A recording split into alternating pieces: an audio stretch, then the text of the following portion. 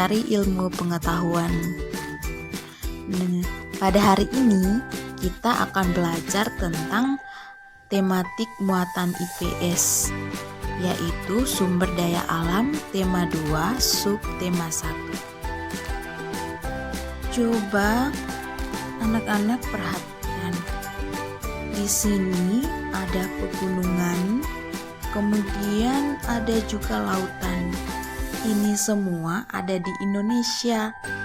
Betapa kayanya Indonesia, kan? Indonesia terkenal akan sumber daya alamnya. Apakah kalian tahu itu? Banyak sekali kekayaan yang ada di Indonesia. Kita wajib melestarikannya agar tetap kita manfaatkan dengan bijak. Sekarang, apa sih yang dimaksudkan dengan sumber daya alam? Nah, adik-adik, sumber daya alam adalah semua kekayaan alam yang dapat dimanfaatkan oleh manusia untuk memenuhi keperluan hidupnya. Berdasarkan sifatnya, sumber daya alam dibedakan menjadi dua, yaitu sumber daya alam yang dapat diperbaharui dan sumber daya alam yang tidak dapat diperbaharui. Nah, yang pertama, sumber daya alam yang dapat diperbaharui.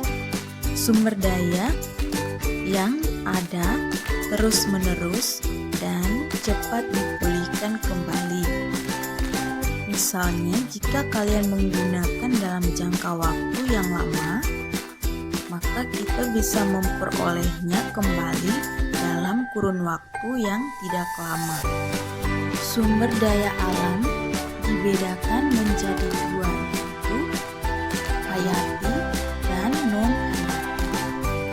Berdasarkan sumber daya hayati itu berasal dari makhluk hidup, misalnya tumbuhan dan hewan.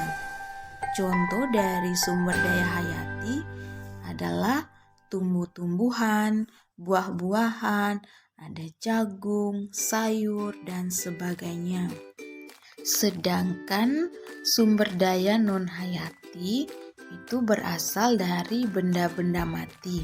Contohnya adalah air, bebatuan, sinar matahari, dan sebagainya. Yang kedua adalah sumber daya alam yang tidak dapat diperbaharui. Sumber daya yang dapat habis dalam proses pembentukannya memerlukan waktu yang lama. Sumber daya alam yang tidak dapat diperbaharui dibedakan menjadi tiga, yaitu yang pertama energi, yang kedua mineral logam, dan yang ketiga mineral non-logam.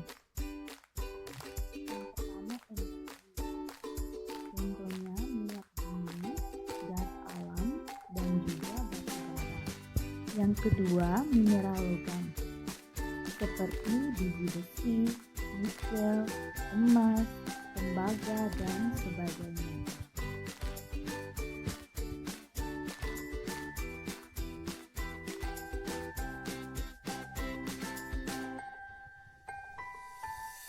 Nah, adik-adik, sekarang apa saja manfaat dari sumber daya yang ada di laut dan di darat? Adik-adik pasti tahu bahwa Indonesia ini kaya akan sumber daya alamnya, apalagi dari sebagian Indonesia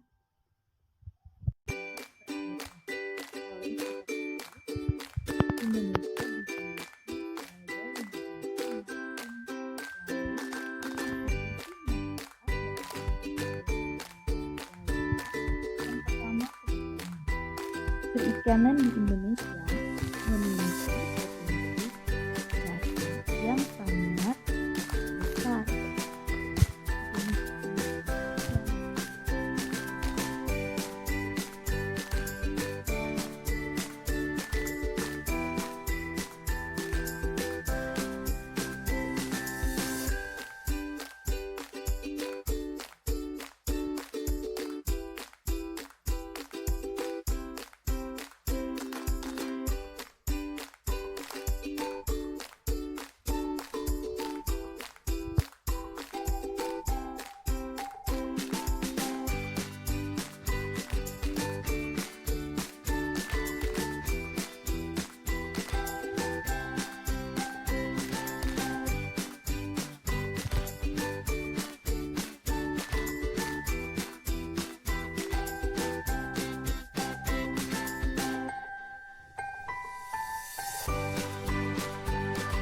Nah, adik-adik, garam laut itu dibuat dengan cara penguapan air laut dengan bantuan sinar matahari. Kemudian ada rumput laut. Rumput laut merupakan sumber makanan yang kaya serat. Rumput laut merupakan bahan baku pembuatan agar-agar. Di wilayah Indonesia yang memiliki kemampuan untuk memproduksi rumput laut, terutama di wilayah Indonesia bagian timur. Selain itu, sektor yang paling besar dari segi pariwisatanya sebagai negara maritim, Indonesia memiliki banyak pantai yang sangat indah pemandangannya, sehingga menarik para wisatawan dari dalam negeri maupun dari luar negeri. Sekarang, pemanfaatan sumber daya alam yang ada di darat di Indonesia terkenal dengan pertanian dan perkebunannya yang sangat luas.